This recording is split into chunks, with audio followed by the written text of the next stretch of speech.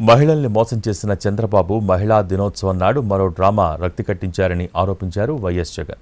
ఏ ఒక్క హామీని అమలు చేయకపోయినా అన్నీ చేసేసినట్టు డ్రామా ఆడారంటూ ఎక్స్లో పోస్ట్ పెట్టారు.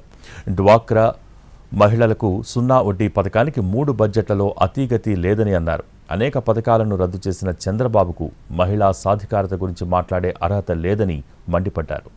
గత 3 రోజుల్లో చంద్రబాబు ప్రభుత్వం రాష్ట్ర ప్రజలకు 3 డ్రామాలు చూపించిందని ఘాటు విమర్శలు చేశారు వైఎస్ జగన్. అసెంబ్లీలో ఒక డ్రామా, పగటి వేషాలు వేసుకున్న అదే ఎమ్మెల్యేతో మరో డ్రామా. ఈ రెండింటికి కొనసాగింపుగా అంతర్జాతీయ మహిళా దినోత్సవం నాడు చంద్రబాబు ఇంకో డ్రామా ఆడారని జగన్ ఎక్స్లో సుదీర్ఘ పోస్ట్ రాశారు. జనాభాలో 50% ఉన్న మహిళలకు ఏ ఒక్క హామీని అమలు చేయకపోయినా అన్నీ చేసేసినట్లు డ్రామా ఆడారంటూ ఎక్స్ వేదికగా ఆరోపించారు.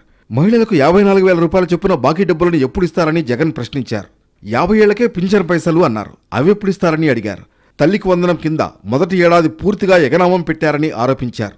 ఉచిత గ్యాస్ చిన్న హామీ కూడా మోసమే అన్నారు జగన్. ఉచిత బస్సు సర్వీసును కేవలం 5 సర్వీసులకు మాత్రమే పరిమితం చేశారని విమర్శించారు. 3 బడ్జెట్లయిపోయినా ఒక్క కుటుంబానికి ఒక్క ఇంటి పట్టా ఇవ్వలేదని జగన్ విమర్శించారు. డ్వాక్రా మహిళలకు 0 వడ్డీ పథకానికి 3 బడ్జెట్లలో అతీగతి లేదని అన్నారు. వైఎస్ఆర్ చేయూత పథకం, వైఎస్ఆర్ కాపు నేస్తం, వైఎస్ఆర్ ఈబీసీ నేస్తం వంటి పథకాలను రద్దు చేసిన చంద్రబాబుకు మహిళా సాధికారత గురించి మాట్లాడే అర్హత లేదని వైఎస్ జగన్ మండిపడ్డారు.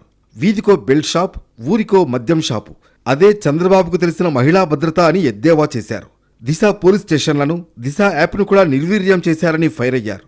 మహిళాభ్యుదయానికి, మహిళా సాధికారతకు చంద్రబాబు పాలన చీకటి కాలమన్న జగన్ రాష్ట్రంలో నడుస్తున్నదంతా దుశ్శాసన పర్వమే అని మండిపడ్డారు.